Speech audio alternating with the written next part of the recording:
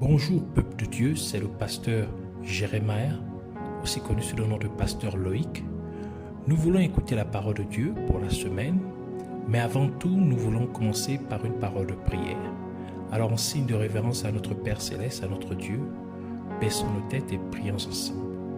Père éternel, Dieu Tout-Puissant, Roi des rois, Seigneur des seigneurs, Dieu de gloire, Dieu amour, merci encore pour ces moments. Merci de nous amener encore à venir dans ta présence. Merci pour tout ce que tu as prévu pour nous en ce moment. Nous venons encore nous recommander en tes mains, corps, âme et esprit, pensée et cœur, l'air, l'atmosphère, tout autour de nous et en nous. Et nous venons, Seigneur mon Dieu, au Père, prendre autorité. Nous levons contre tout ce qui ne glorifie point ton nom, tout ce qui s'élève contre la révélation, la connaissance de ta parole. Nous venons les lier, nous les renvoyons dans les gouffres de l'enfer une fois pour toutes. Nous levons contre toute principalité des ténèbres, toute puissance maléfique du monde des ténèbres, toute force qui se pose, Seigneur mon Dieu, au Père, à ces moments, qu'elle soit liée, neutralisée, renvoyée dans les gouffres de l'enfer une fois pour toutes, au nom de Jésus-Christ. Nous libérons l'air, l'atmosphère, tout autour de nous et en nous, de d'interférences maléfiques, d'interférences démoniaques. Et nous proclamons que Jésus-Christ est Seigneur à la gloire de Dieu le Père. Seigneur, nous prions que tu nous amènes dans la profondeur de ta parole, dans la révélation, Seigneur mon Dieu au Père, de ta parole, de tes principes divins, car tu as dit que les choses cachées t'appartiennent, mais les choses révélées nous appartiennent à nous et à nos enfants. Alors donne-nous, Seigneur, ces choses révélées, ces choses, Seigneur mon Dieu au Père, qui étaient enfouies, mais que tu as révélées maintenant, Seigneur, pour ces temps, pour ces derniers ces jours derniers, au nom de Jésus-Christ. Reçois toute la gloire, la majesté, la louange, la magnificence. Au nom de Jésus-Christ, nous avons ainsi prié. Amen. Alors nous voulons prendre nos passages principaux des Saintes Écritures dans le livre de Lévitique, chapitre 16, versets 5 à 10. Nous lisons la parole de Dieu donc dans le livre de Lévitique, chapitre 16, versets 5 à 10, au nom de Jésus-Christ. Il recevra de l'assemblée des enfants d'Israël 2 boucs pour le sacrifice d'expiation et un bélier pour l'holocauste. Aaron offrira son taureau expiatoire et il fera l'expiation pour lui et pour sa maison. Il prendra les 2 boucs et il les placera devant l'Éternel à l'entrée de la tente d'assignation. Aaron jettera le sort sur les 2 boucs, un sort pour l'Éternel et un sort pour Azazel. Aaron fera approcher le bouc sur lequel est tombé le sort pour l'Éternel et il l'offrira en sacrifice d'expiation. Et le bouc sur lequel est tombé le sort pour Azazel sera placé vivant devant l'Éternel afin qu'il serve à faire l'expiation et qu'il soit lâché dans le désert pour Azazel. Nous lisons maintenant versets 13 à 17 du même chapitre du livre des Lévitique. Il mettra le parfum sur le feu devant l'Éternel, afin que la nuée du parfum couvre le propitiatoire qui est sur le témoignage, et il ne mourra point.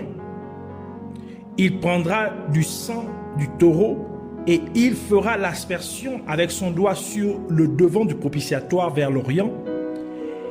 Il fera avec son doigt 7 fois l'aspersion du sang devant le propitiatoire. Il égorgera le bouc expiatoire pour le peuple et il emportera le sang au-delà du voile. Il fera avec ce sang comme il a fait avec le sang du taureau. Il en fera l'aspersion sur le propitiatoire et devant le propitiatoire. C'est ainsi qu'il fera l'expiation pour le sanctuaire à cause des impuretés des enfants d'Israël et de toutes les transgressions par lesquelles ils ont péché. Il fera de même pour la tente d'assignation qui est avec eux au milieu de leur impuretés. Il n'y aura personne dans la tente d'assignation lorsqu'il entrera pour faire l'expiation dans le sanctuaire, jusqu'à ce qu'il en sorte. Il fera l'expiation pour lui et pour sa maison et pour toute l'assemblée d'Israël.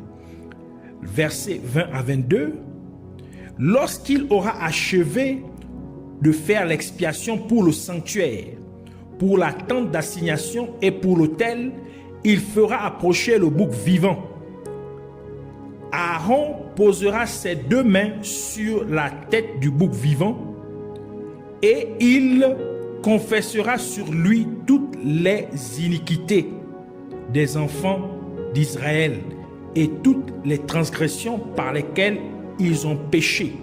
Et il les mettra sur la tête du bouc, puis il le chassera dans le désert à l'aide d'un homme qui aura cette charge. Le bouc emportera sur lui toutes leurs iniquités dans une terre désolée. Il sera chassé dans le désert. Que le Seigneur bénisse sa parole, qu'elle vienne pleine de révélations, de gloire, de vie, de bénédiction, au nom de Jésus-Christ. Alors, pour cette semaine, le Seigneur voudrait nous enseigner sur le jour de l'expiation. Donc, le titre de l'enseignement de cette semaine est le jour de l'expiation. Expiation veut dire lever ou annuler les péchés.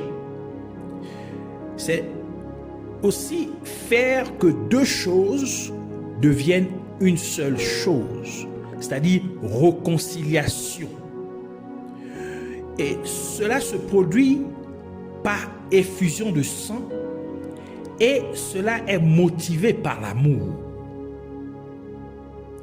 Le jour de l'expiation, c'est le 10e jour du 7e mois du calendrier juif, c'est-à-dire le mois de Tishri. Et il est toujours observé par le peuple juif et s'appelle en hébreu Yom Kippour. C'est le jour où les péchés de tout le peuple d'Israël sont couverts ou annulés pour l'année. Le bouc émissaire ou le bouc qui est envoyé à Azazel, c'est-à-dire celui qui est envoyé dans le désert, dont on l'appelle aussi bouc émissaire, il a une signification en hébreu qui veut dire enlever ou ôter. Donc, c'est-à-dire enlever ou ôter les péchés des gens. Non, maintenant parlons du ministère du souverain sacrificateur. Au temps de Moïse, c'était le premier souverain sacrificateur, c'était son frère Aaron. Donc son ministère durant le jour de l'expiation. Et cela, en fait, porterait le ministère de Jésus-Christ. En fait, il représente ce que Jésus-Christ devait accomplir.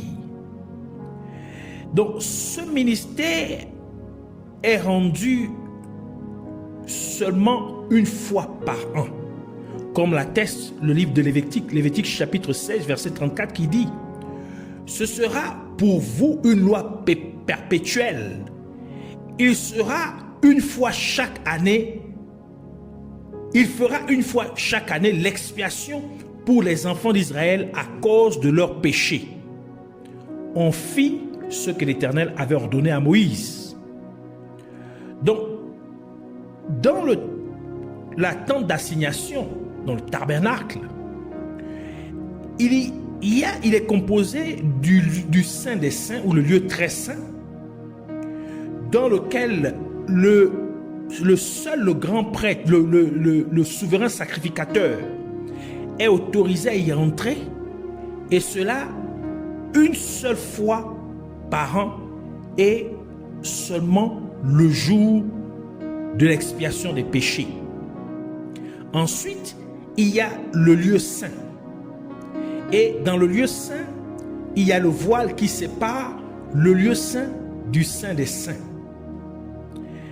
Et dans le lieu saint, il y a l'autel d'encens, dont le parfum est brûlé représentant la louange et aussi la prière d'intercession.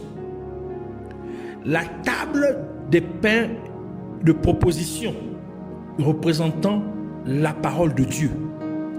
Et il se trouve aussi le chandelier d'or à 7 branches qui représente le Saint-Esprit, mais aussi représente également les 7 âges de l'Église et implique également l'uniformité de Dieu dans les 7 âges de l'Église.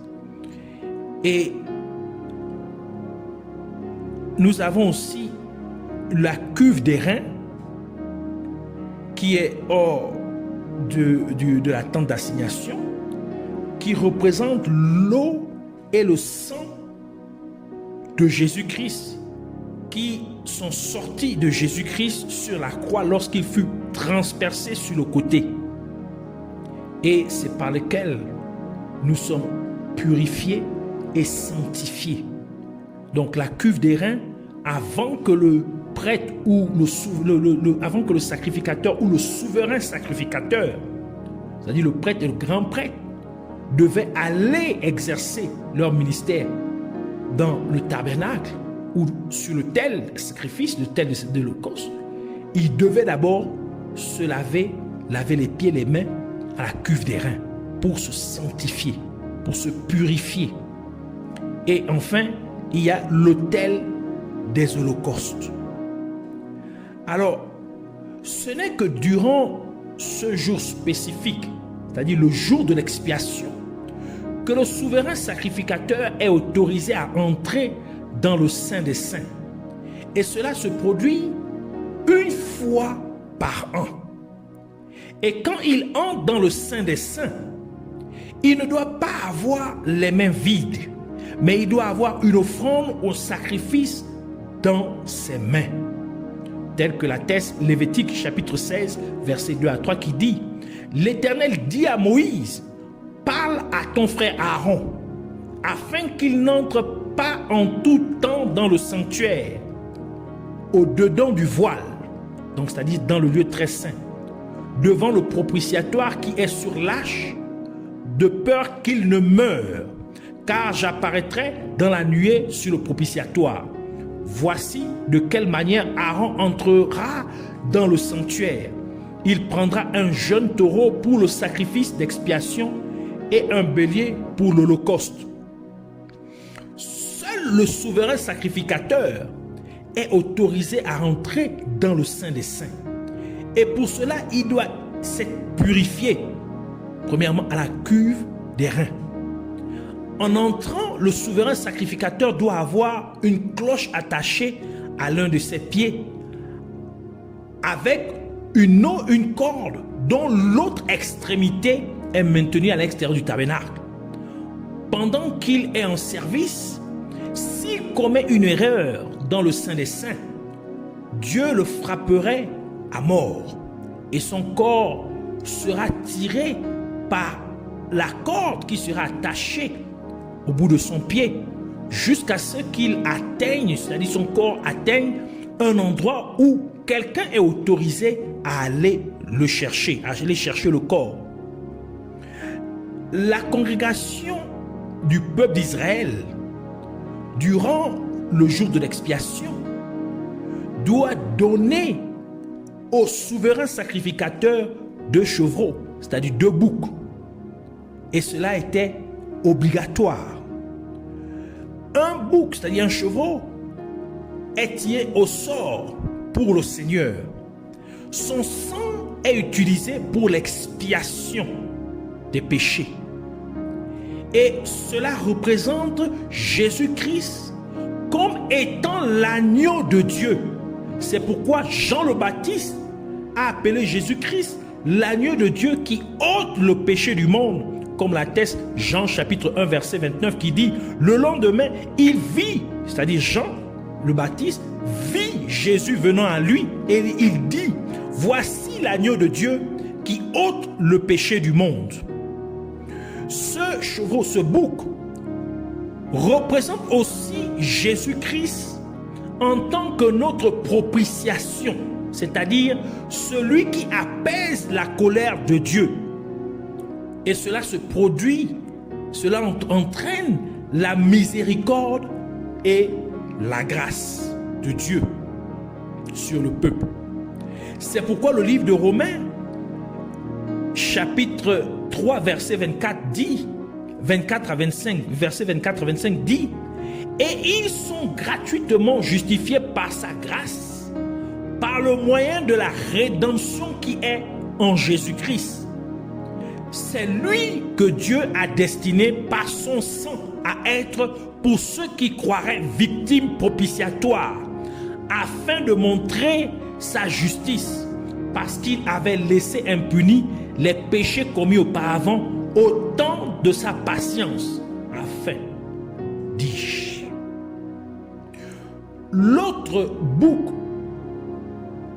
ou chevreau doit devenir ce qu'on appelle le bouc émissaire. C'est-à-dire, et il doit être plus tard envoyé dans le désert à Azazel. C'est-à-dire, il ne doit pas être tué. Et Azazel est le démon du désert, l'ange déchu du désert. Et ce deuxième bouc ou chevreau représente Jésus-Christ comme celui qui était sans péché, mais qui est devenu péché pour nous, comme le déclare la parole de Dieu dans 2 Corinthiens chapitre 5 verset 21 qui dit, celui qui n'a point connu le péché, faisant référence à Jésus-Christ, il l'a fait devenir péché pour nous, afin que nous devenions en lui justice de Dieu. Maintenant, parlons du ministère de la croix. Donc, le ministère de Jésus-Christ à la croix. Les deux chevreaux ou boucs qui représentent Jésus-Christ étaient sans faute, ce qui signifie sans péché.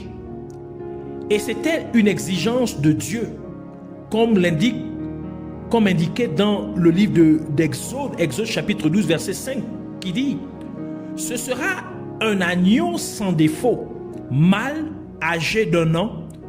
Vous pourriez prendre un agneau ou un chevreau.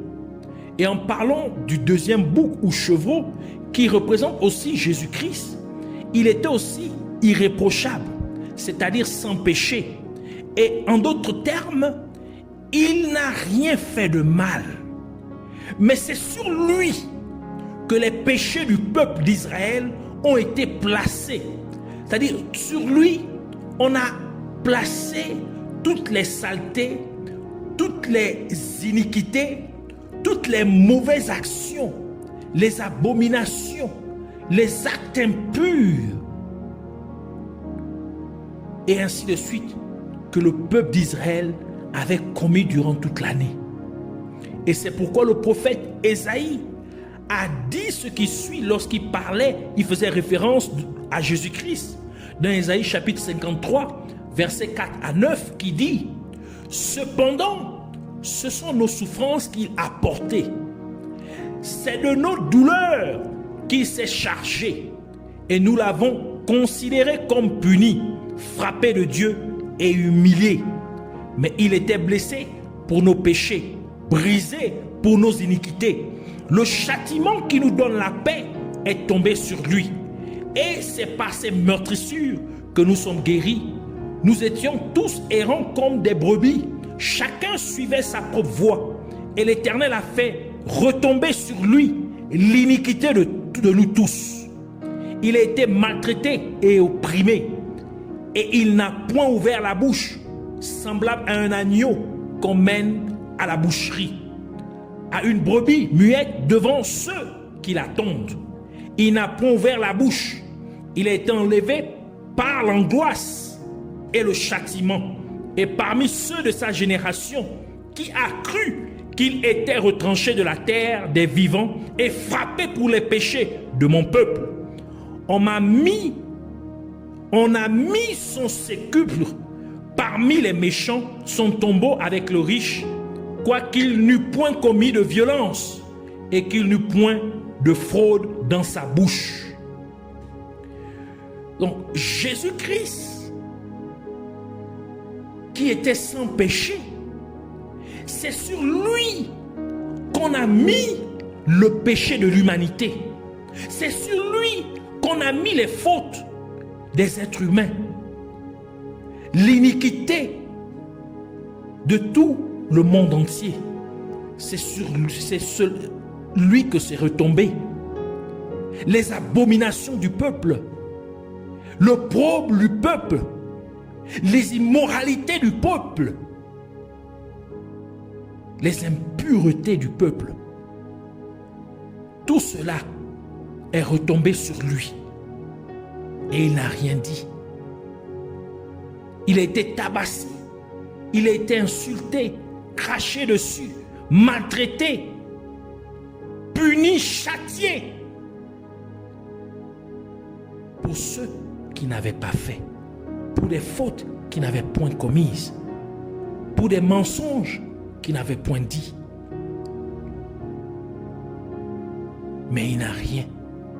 Il ne s'est pas plaint. Il a accepté en gardant le silence. C'est ça le bouc émissaire. C'est ça qui représente ce chevreau ou ce bouc qui est envoyé dans le désert après qu'Aaron eut à confesser les fautes du peuple sur lui. Jésus-Christ a subi deux types de morts, comme Adam et Ève l'ont également subi.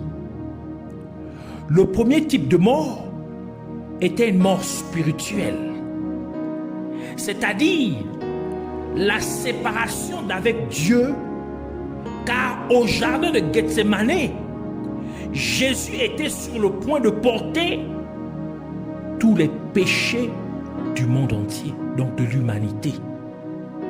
Ce qui signifie que Dieu ne pouvait plus être avec lui, car Dieu est saint et il ne s'associe point avec le péché. Ainsi, Romains chapitre 3 verset 23 dit: car tous ont péché et sont privés de la gloire de Dieu. Donc tous les êtres humains, à l'exception de Jésus-Christ, tous ont péché. Mais les péchés de toute l'humanité ont été imputés à Jésus-Christ. Et le livre de Romains ajoute pour dire dans Romains chapitre 6 verset 23: car le salaire du péché, c'est la mort. C'est pourquoi Jésus-Christ priait, étant en agonie intérieurement au jardin de Gethsémane, disant dans Matthieu chapitre 26 verset 39, il dit: mon Père, s'il est possible que cette coupe s'éloigne de moi, cependant, non pas ce que je veux, mais ce que tu veux. À ce moment précis, Jésus pria si fort que même sa sueur devint comme des grumeaux de sang, comme l'atteste le livre de Luc chapitre 22 verset 43 à 44 qui dit: alors un nuage lui apparut du ciel pour le fortifier. Alors un ange lui apparut du ciel pour le fortifier. Étant en agonie, il priait plus instamment et sa sueur devint comme des grumeaux de sang qui tombaient à terre. Mais Jésus ne gémissait pas à cause de la souffrance qu'il endurerait à la suite des coups, pas même à cause de sa mort physique, mais il gémissait plutôt à cause de sa séparation d'avec Dieu qu'il allait subir, car c'était quelque chose qu'il n'avait jamais connu ni expérimenté auparavant, car il a toujours été avec Dieu le Père, même depuis le début, tel que le livre de Jean nous le dit dans Jean chapitre 1 verset 1, sachant que Jésus-Christ est la parole de Dieu, dit au commencement était la parole, et la parole était avec Dieu, et la parole était Dieu.